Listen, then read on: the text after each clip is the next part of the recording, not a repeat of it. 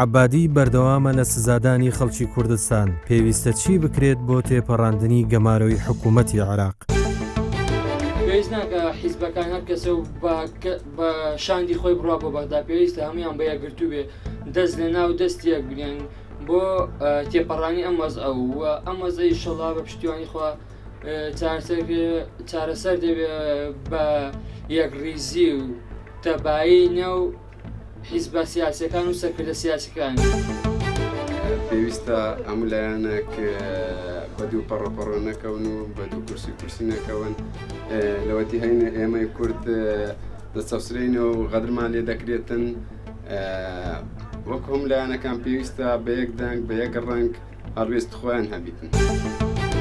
پێویستە ئەمە حیزبە سیاسیەکان دەزنە و دەست و یەکڕێز بن لە بەرامبەر ئەم کێشەیە و سازش لە بەرژەوەندی لە بەرژەوەندە سیاسەکانی خۆیان بکەن و لە پێناو بەرژەوەندی سیاسی خۆیان میلەت تووشی کێشە و قەیرانی تر نەکەن.